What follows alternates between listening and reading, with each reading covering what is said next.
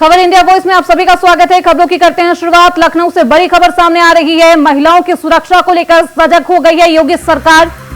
100% मामले को किया जा रहा है निस्तारित। वुमेन पावर हेल्पलाइन ने शिकायतों का किया निस्तारण। 19 माह में 6 लाख से अधिक शिकायतों का निस्तारण किया गया है। 100% मामलों का निपटारा कर बनाया गया है रिकॉर्ड। महिला संबंधी मामलों के निस्तारण में यूपी देश में सबसे अव्वल प्रदेश में गिना जा रहा है। महिलाओं की सुरक्षा को लेकर योगी सरकार बेहद सजग नजर आ रही है।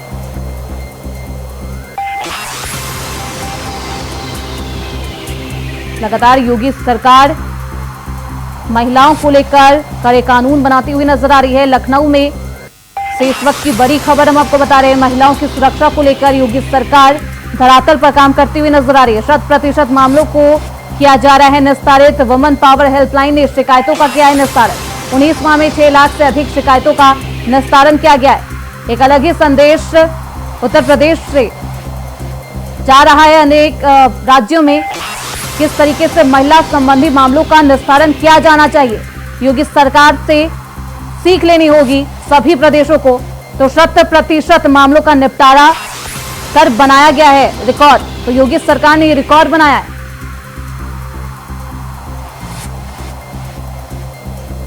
तो इस खबर पर ज्यादा जानकारी के साथ प्रियम पाठक हमारे साथ जुड़ रहे हैं। सीधे रुख करते हैं उनकी तरफ।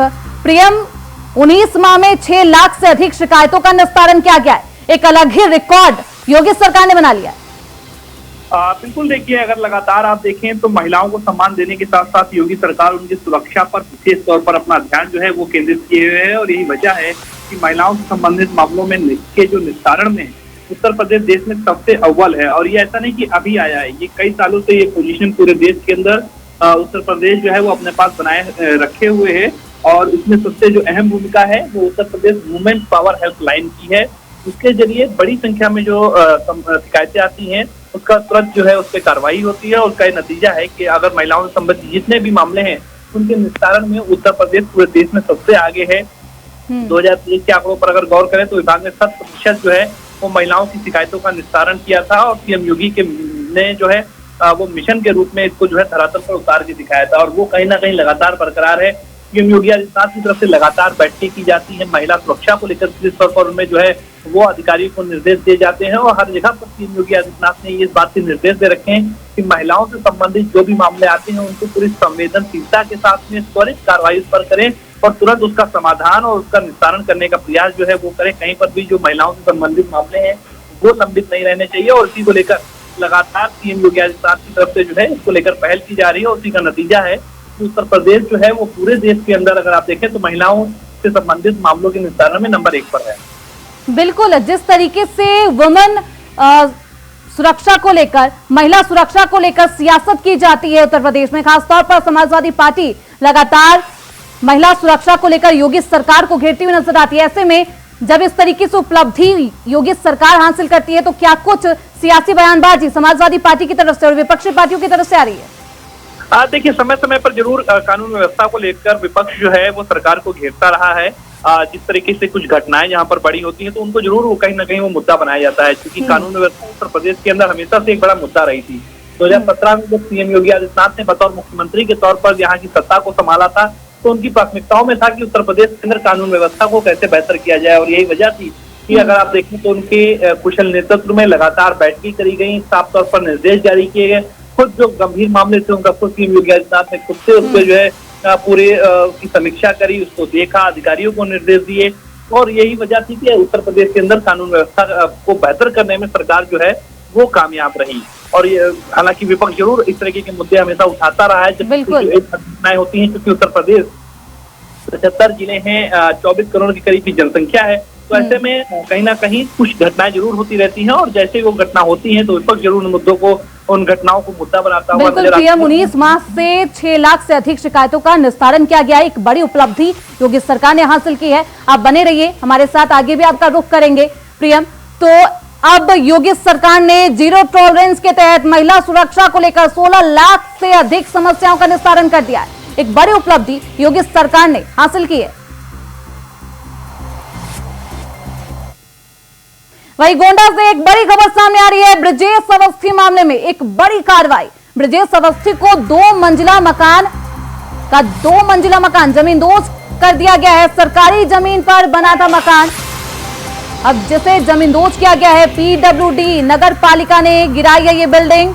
सिटी मजिस्ट्रेट की अगुवाई में चली जेसीबी। 1.5 साल से जेल में भू माफिया ब्रजेश अवस्थी बंद है। ब्रजेश अवस्थी पर कई मुकदमे दर्ज है, करीबन 1.5 दर्जन मुकदमे दर्ज बताए जा रहे हैं। तो डीएम नेहा शर्मा के आदेश पर यह बड़ी कार्रवाई की गई है।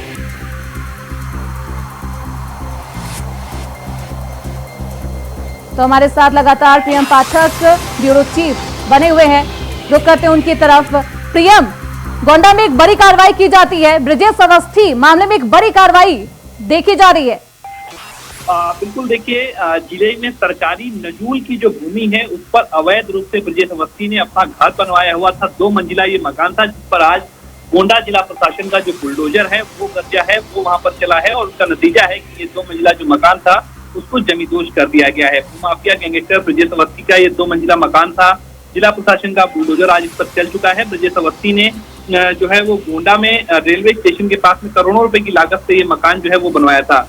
जमीन घोटाले के मामले में ब्रजेश अवस्थी जो है पिछले करीब 1.5 साल से जेल में बंद है, और ऐसे में उसके नजूल की जो संपत्ति है उसको अवैध तरीके से उससे कब्जा करके मकान बनाने का जो आरोप था वो लगा हुआ था। जिला प्रशासन की तरफ से जब इस पर कार्रवाई करी गई, डीएम नेहा शर्मा जो है उन्होंने आदेश दिया था। सिटी मजिस्ट्रेट विजय शर्मा और नगर पालिका परिषद की जो टीम है उसने इस पूरी कार्रवाई को जो है किया है। प्रशासन ने पहले ब्रजेश अवस्थी को इसको संबंधित जो है वो नोटिस शामिल करवाया था, लेकिन उस पर कोई भी जवाब जो है वो ब्रजेश की तरफ से जो है वो नहीं मिला, और उसके बाद आज जो है कहीं ना कहीं बुलडोजर की जो कार्रवाई है वो गोंडा में देखने को मिली है, और इसी के चलते एक बड़ा मैसेज भी जो है वो देने का प्रयास किया गया है।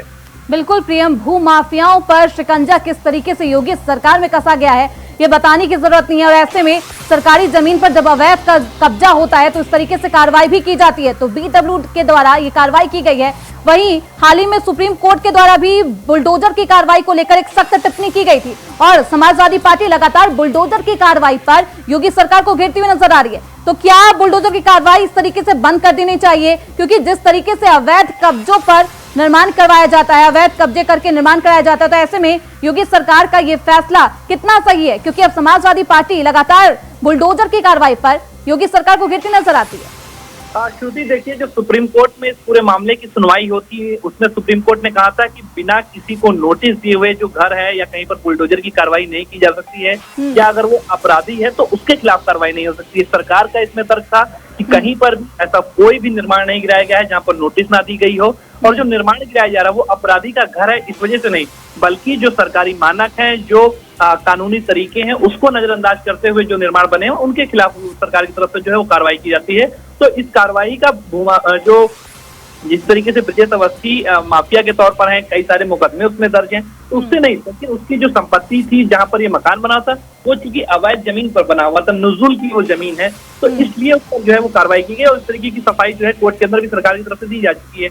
उसने किसी भी माफिया का घर नियम विपरीत तरीके से नहीं गिराया है, बल्कि हाँ जरूर जब कोई अपराधी इस तरीके के मामलों में आता है या बड़ी मामला उसको देखने को मिलते हैं तो उसके मामलों की जांच कराई जाती है, और जब उसमें वो दोषी पाया जाता है या जमीन पर अवैध अतिक्रमण होता है तभी बुलडोजर की कार्रवाई जो है वो देखनी पड़ती है। और इसमें भी अगर आप देखें तो जैसा मैंने पहले भी आपको बताया कि पहले जो जिला प्रशासन है उसकी तरफ से ब्रजेश अवस्थी को नोटिस दी गई थी, लेकिन उस नोटिस का ब्रजेश अवस्थी की तरफ से कोई जवाब नहीं दिया गया। उसके बाद अब जो है ये जिला प्रशासन की तरफ से कार्रवाई की गई।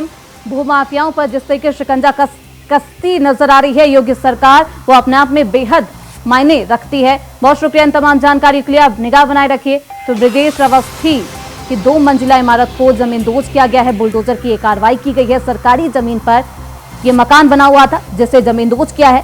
हालांकि नोटिस पहले जारी किया गया था, नोटिस का जवाब नहीं दिया गया, उसके बाद पीडब्ल्यूडी के द्वारा यह कार्रवाई की गई है। सिटी मजिस्ट्रेट की अगुवाई में जेसीबी का बुलडोजर चला, और 1.5 साल से जेल में बंद है भूमाफिया ब्रजेश।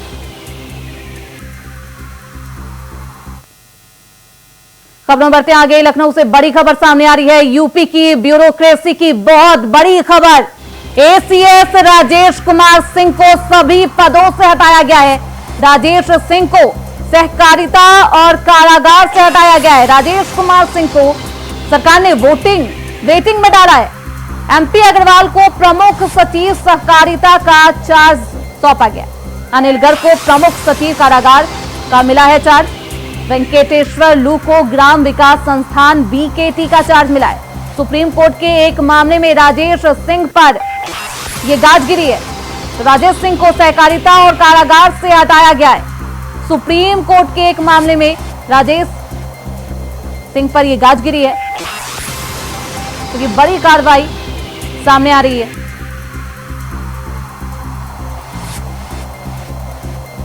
तो यूपी की ब्यूरोक्रेसी की बहुत बड़ी खबर सामने आ रही है। एसीएस राजेश कुमार सिंह को सभी पदों से हटा दिया गया। राजेश सिंह को सहकारिता और कारागार से हटाया गया है। राजेश कुमार सिंह को सरकार ने वेटिंग में डाल रखा है। एमपी अग्रवाल को प्रमुख सचिव सहकारिता का चार्ज सौंपा गया है। अनिल गर्ग को प्रमुख सचिव कारागार का चार्ज सौंपा गया है। वेंकटेश्वर लू को ग्राम विकास संस्थान बीकेटी का चार्ज मिला है। सुप्रीम कोर्ट के एक मामले में राजेश सिंह पर गाज गिरी है। तो इस खबर पर ज्यादा जानकारी के साथ हमारे सहयोगी मोहम्मद आसिफ लखनऊ से हमारे साथ जुड़ रहे हैं। सीधे रुख करते हैं उनकी तरफ। एक बड़ी खबर आसिफ लखनऊ से सामने आ रही है। ब्यूरोक्रेसी की बड़ी खबर है। एसीएस राजेश कुमार सिंह को सभी पदों से हटा दिया गया। क्या कुछ है पूरा मामला, क्या कुछ अपडेटेड जानकारी? जी बिल्कुल सुरती, यूपी के ब्यूरोक्रेसी से यहाँ अपने आप में बड़ी खबर है क्योंकि राजेश सिंह को सभी पदों से हटाते हुए उन्हें वेटिंग लिस्ट में डाल दिया गया है और उनके जो भी पद थे छीन लिए गए हैं। और योगी सरकार ने यह कार्रवाई इसलिए की है कि एसीएस राजेश सिंह ने सुप्रीम कोर्ट में झूठा शपथ पत्र दिया था और यह मामला बंदियों की रिहाई से जुड़ा हुआ था, जिसको सुप्रीम कोर्ट में मामला पहुंचा था और सुप्रीम कोर्ट में एसीएस राजेश सिंह ने झूठा शपथ दे दिया था और सुप्रीम कोर्ट को गुमराह करने की कोशिश किया था। इस पर सुप्रीम कोर्ट के जज ने कड़ी और तल्ख टिप्पणी किया था और उसके बाद सुप्रीम कोर्ट की इस टिप्पणी और कार्रवाई के बाद योगी सरकार ने बड़ा कदम उठाया और एसीएस राजेश कुमार से सभी पद छीन लिए हैं और उनके जो भी पद हैं दूसरों आईएएस अफसरों को दे दिए गए हैं। फिलहाल जिस तरह से यह मामला जो है सुप्रीम कोर्ट से जुड़ा हुआ है, क्योंकि सुप्रीम कोर्ट में एसीएस राजेश सिंह ने बंदियों की रिहाई के मामले में झूठा शपथ पत्र दिया था। जी सुरती, बिल्कुल एक बड़ी कार्रवाई राजेश सिंह के खिलाफ की गई है। किन किन को और अतिरिक्त प्रभार सौंपा गया है?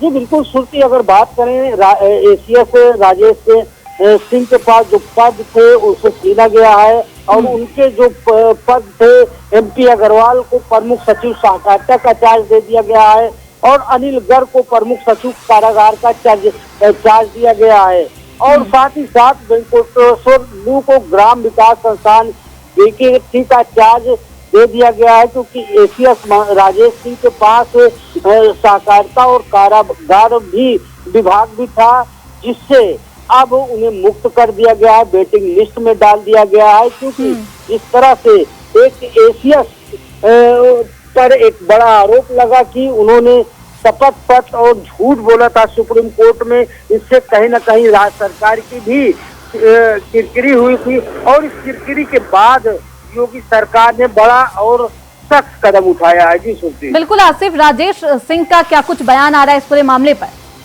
देखिए, इस तरह से योगी सरकार ने राजेश सिंह के खिलाफ कार्रवाई की, उनसे सारे पदों को छीन लिया, उनको हटा दिया गया। इसके बाद राजेश सिंह के बारे में यह कहा जा रहा है कि वो अंडरग्राउंड हो गए हैं, क्योंकि अपने आप पे बड़ी कार्रवाई है और एसीएस का पद भी महत्वपूर्ण होता है योगी सरकार में और जिस तरह से उनके पदों को छीना गया है वो कहीं ना कहीं जो है इस कार्रवाई से आहत भी, हालांकि भी उनकी तरफ से कोई बयान नहीं जारी किया गया है, क्योंकि मामला हाई प्रोफाइल था और इस मामले में सीधे यूपी सीएम योगी आदित्यनाथ ने कदम उठाया था, कार्रवाई के निर्देश दिए थे। जी सुनती, बिल्कुल आसिफ, बहुत शुक्रिया इन तमाम जानकारियों के लिए आपका।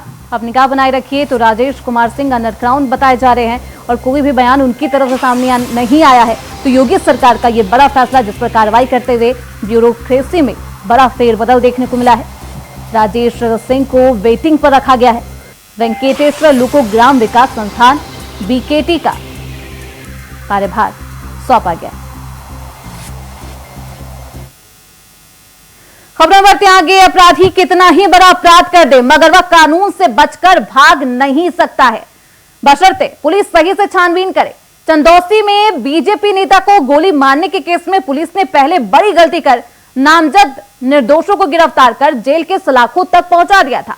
मामले की गूंज जब डिप्टी सीएम केशव प्रसाद मौर्य तक पहुंची तो पुलिस की नींद टूटी और बीजेपी नेता खुद गोलीकांड का षड्यंत्रकारी निकला। पुलिस ने अब बीजेपी नेता और उसके 3 साथियों को गिरफ्तार कर लिया है। वहीं निर्दोषों को न्यायिक अभिरक्षा से बरी कर दिया गया है।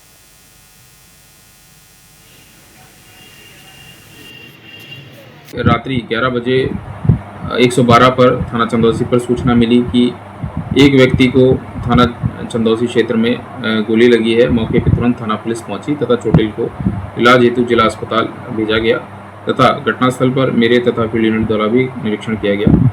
चोटिल की पहचान प्रेमपाल पुत्र कृष्णलाल, जो कि वर्तमान में चंदौसी नगर संभल में एससी मोर्चा के कार्यकर्ता भी हैं भाजपा के। इनके कंधे में पीछे की तरफ से गोली से चोट लगी है और वर्तमान में इनकी हालत स्थिर है और खतरे के बाहर है। इनको इलाज हेतु हायर सेंटर मुरादाबाद में रेफर किया गया है। इनके द्वारा बयान में 3 लोगों के खिलाफ घटना कारित करना बताया गया था, जिसके आधार पर और परिजनों की तहरीर के आधार पर 3 व्यक्ति दिलीप। इसी के साथ इस बुलेटिन बस इतना ही। देखते रहिए इंडिया वॉइस।